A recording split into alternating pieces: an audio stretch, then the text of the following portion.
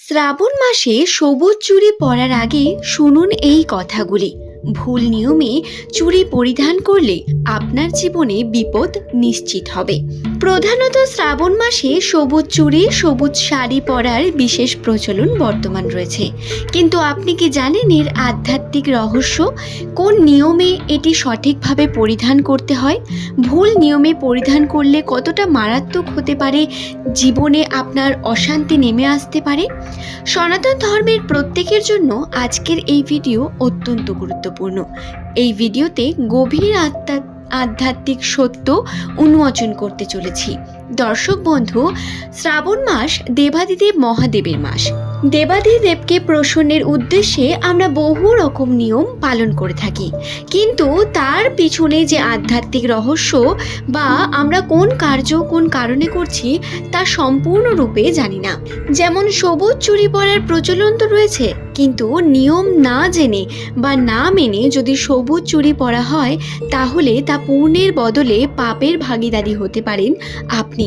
প্রথমে আমরা জেনে নিই শ্রাবণ মাসে সবুজ চুড়ি বা সবুজ শাড়ি কেন পরা হয়।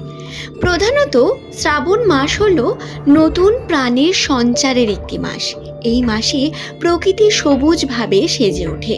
চারিপাশে দেখুন সতেজতায় ভরে ওঠে প্রকৃতি, এবং এই সবুজ রং হলো শান্তি, উর্বরতা, সমৃদ্ধির প্রতীক। নতুন সূচনা ঘটে এই মাস থেকে। দেবী পার্বতী তপস্যা করে এই মাসে দেবাদিদেবকে প্রসন্ন করেছিলেন, এবং এই শ্রাবণ মাসেই মহাদেব দেবী পার্বতীর উপর প্রসন্ন হয়ে তাকে অর্ধাঙ্গিনী হিসাবে গ্রহণ করেন। দেবী পার্বতী প্রকৃতির রূপ, অর্থাৎ যখন ভক্তরা সবুজ চুড়ি, সবুজ শাড়ি পরেন তখন অ্যাকচুয়ালি তারা দেবী পার্বতীর সেই শক্তিকে নিজের মধ্যে জাগ্রত করেন। প্রথমেই বললাম দেবী পার্বতী প্রকৃতিরূপী এবং দেবাদিদেব প্রকৃতির রূপে আকৃষ্ট হন। এই কারণেই মহিলারা সবুজ চুড়ি পরিধান করে থাকেন, সবুজ শাড়ি পরিধান করে থাকেন। এছাড়াও সবুজ রংটি পরিধান করার মাধ্যমে আমরা বুধ গ্রহকে স্ট্রং করে তুলি, যা প্রধানত আমাদের ব্যবসা, বাণী, বুদ্ধির প্রতীককে স্ট্রং করে তোলে। অর্থাৎ সংসারে শান্তি, বুদ্ধিমত্তা, আর্থিক ক্ষেত্রে উন্নতি সুনিশ্চিত হয় এই কার্যের মাধ্যমে। সঠিক নিয়ম মেনে চুড়ি পরা বা সঠিক নিয়ম মেনে আপনার কিন্তু এই কার্যগুলি করা খুব জরুরি। ভুল নিয়মে কিন্তু কোনো কার্য করা যাবে না। তো জানিয়ে দিলাম সবুজ চুড়ির অ্যাকচুয়াল মাহাত্ম্য কি, কিন্তু ভুল যে নিয়মগুলো প্রধানত চুড়ি পরার সময় করে থাকে বিভিন্ন মহিলারা সেই সম্পর্কেও বলে দিই। প্রথমত হলো কাঁচের চুড়ির বদলে কোনো মেটেলের, প্লাস্টিকের চুড়ি পরিধান করা। মেটেলের, প্লাস্টিকের চুড়ি চকচকে হলেও বা পরিধান করে খুব ভালো লাগলেও অ্যাকচুয়ালি আধ্যাত্মিক মতামত অনুসারে কাঁচের চুড়িতে আপনার কিন্তু পজিটিভিটি রয়েছে। সনাতন ধর্ম অনুসারে আধ্যাত্মিক তরঙ্গ যেটা নির্গত হয় কাঁচের চুড়ি থেকে। যখন মহিলারা হাতে কাঁচের চুড়ি পরেন এবং একটির সঙ্গে আরেকটি চুড়ি স্পর্শ করে কোনো একটা তরঙ্গ তৈরি করে, সেই তরঙ্গকে অত্যন্ত পবিত্র মানা হয়। তাই অবশ্যই আপনাদের বলবো কোনো রকম মেটেলের, প্লাস্টিকের চুড়ি না পরে চুড়ি যদি পরতেই হয় সবুজ রঙের কাঁচের চুড়ি পরুন। দ্বিতীয়ত হলো চুড়ি পরার দিন ক্ষণ সময় না মেনে চুড়ি পরা। বন্ধু, শ্রাবণ মাসে প্রত্যেক সময়ে আপনি চুড়ি পরতে পারবেন না। রাহু কাল, সূর্যাস্তের পর তো একেবারেই না। আপনি যদি চুড়ি পরতেই চান এবং তার পজিটিভিটি যদি নিজের মধ্যে গ্রহণ করতে চান তাহলে সোমবার, শ্রাবণ মাসের যে কোনো সোমবার অথবা বুধবার এই সবুজ চুড়ি পরিধান করুন। তৃতীয় যে ভুলটি করে থাকেন সেটি হলো মহিলারা কখনো কখনো ভাঙা, চির খাওয়া চুড়িকেও হাতের মধ্যে রেখে দেন। কখনোই এটি করবেন না, এতে অমঙ্গল আসে, দারিদ্রতা নেমে আসে আপনার পরিবারে।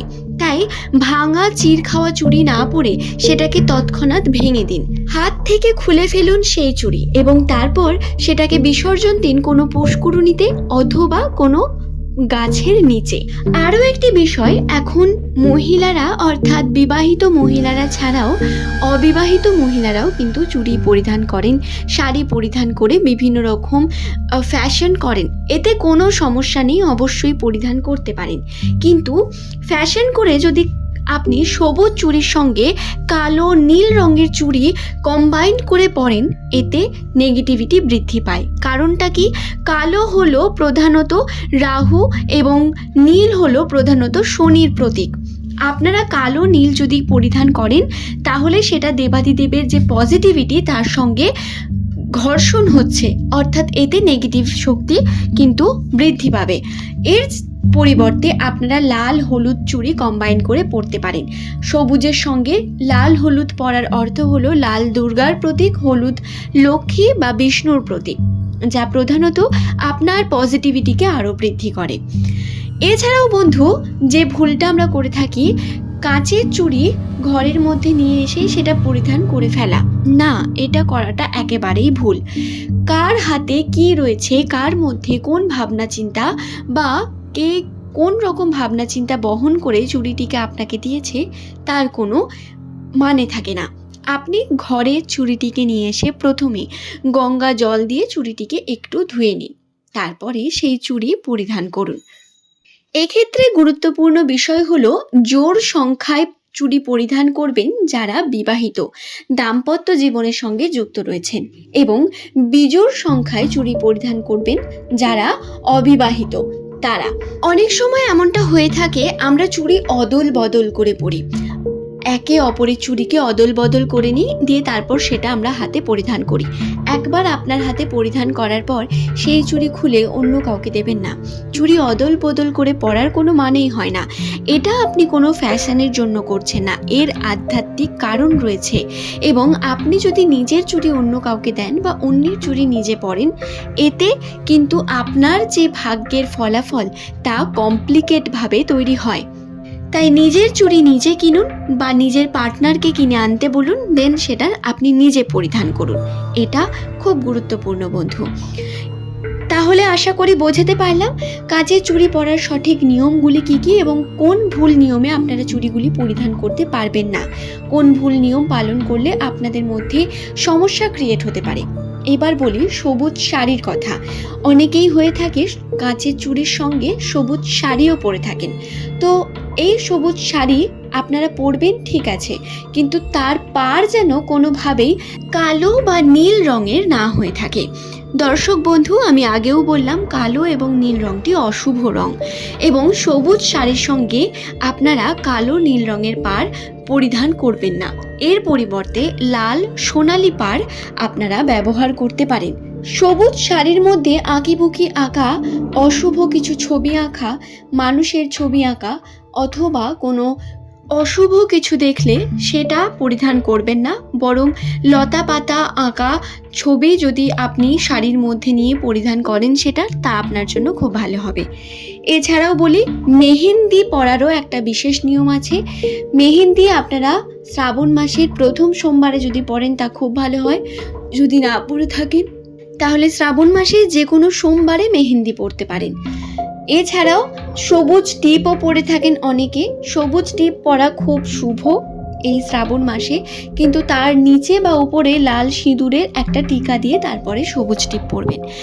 যারা বিবাহিত তারা এই বিষয়টা অবশ্যই ফলো করবেন, যারা অবিবাহিত তারা কেবলমাত্র সবুজ টিপও পরতে পারেন। তবে আপনাদের বলে রাখি, সবুজ টিপ যদি শুধুমাত্র পরা হয় তাহলে তা খুব একটা ভালো পজিটিভ দিককে ইঙ্গিত করে না, তার সঙ্গে সিঁদুরটা খুব একটা ভালো পজিটিভ বিষয়কে ক্রিয়েট করে এবং আপনার মধ্যকার পজিটিভিটি বৃদ্ধি পায়। এই হলো নিয়ম শ্রাবণ মাসে চুড়ি পরার বা মহিলাদের জন্য বিশেষ কিছু নিয়ম। সনাতন ধর্মে এই নিয়মগুলি কিন্তু অত্যন্ত গুরুত্বপূর্ণ। আশা করবে বিষয়টি আমি আপনাদের বোঝাতে পেরেছি। ভিডিওটি সংক্রান্ত যদি কোনো প্রশ্ন আপনার মধ্যে থাকে অবশ্যই জানাবেন। আজ এই পর্যন্তই। ধন্যবাদ প্রত্যেককে ভিডিওটি সম্পূর্ণ দেখার জন্য। ভালো থাকুন, সুস্থ থাকুন।